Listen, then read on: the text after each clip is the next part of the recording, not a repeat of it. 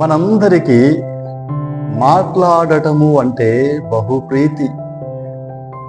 మన గురించి గొప్పగా మాట్లాడతాం, ఇతరుల గురించి నీచంగా మాట్లాడతాం.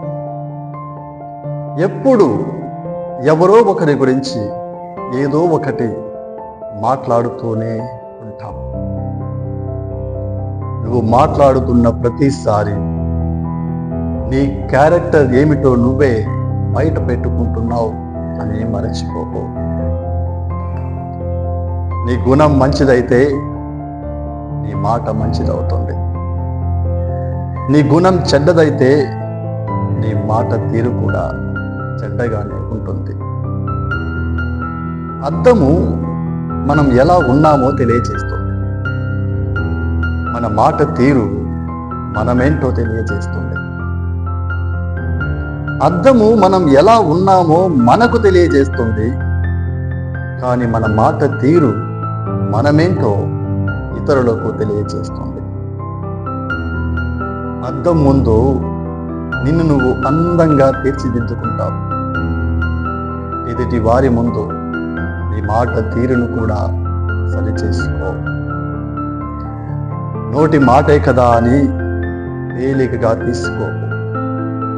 అది చాలా శక్తి కలది అని తెలుసుకో. జీవితంలో ఓడిపోయి ఓటమి మీద ఓటమితో అలసిపోయి ఇక ఈ జీవితానికి అర్థమే లేదు అని కృంగిపోయిన వ్యక్తిని సహితము ఈ ప్రేమపూర్వకమైన మాటలతో, ఓదార్పునిచ్చే మాటలతో, ధైర్యాన్ని నింపే మాటలతో, ప్రోత్సహించే మాటలతో కృంగిపోయిన ఆ వ్యక్తిని మరలా లేవనెత్తగలవు. జీవితంలో దృఢంగా నిలబడే విధంగా సహాయపడగలవు.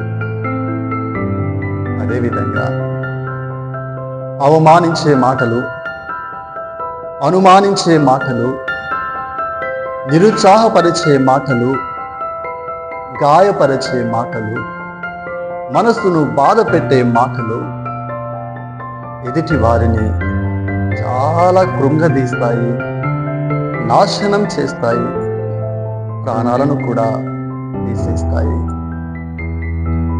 సామెతల గ్రంథము 18వ అధ్యాయము 20-21 వచనాలలో ఇలా రాయబడి ఉంది.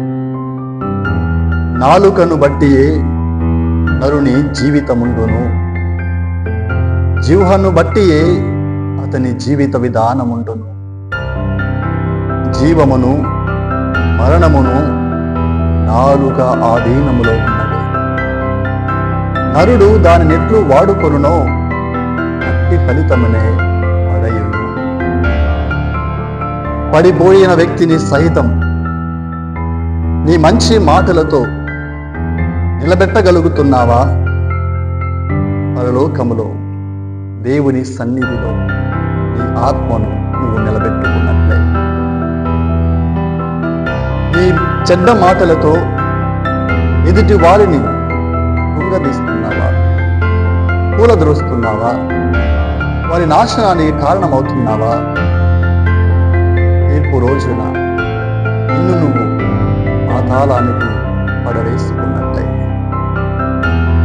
పునీత మత్తయి గారు రాసిన సువార్త 12వ అధ్యాయము 36-37 వచనాలలో ఇలా రాయబడి ఉంది. తీర్పు రోజున ప్రతి ఒక్కడు తాను పలికిన ప్రతి వ్యర్థమైన మాటకు సమాధానమివ్వవలసి ఉన్నది. నీ మాటలను బట్టియే నువ్వు దోషిలో నిర్దోషిలో కాగలవు. తీర్పు రోజున మనందరం దేవుని సన్నిధిలో నిర్దోషులముగా ఉండాలి అంటే మన మాటల వలన ఏ ఒక్కరూ కూడా బాధపడకూడదు. ఎదుటి వారి కన్నీటికి మన మాటలు కారణం కాకూడదు. కావున మన నాలుకను మన ఆధీనములో ఉంచుకుందాం. ప్రతి మాట ఆలోచించి మాట్లాడుదాం. దేవుడు మిమ్మందరినీ ఆశీర్వదించి సదా కాశి కాపాడుదుగాక.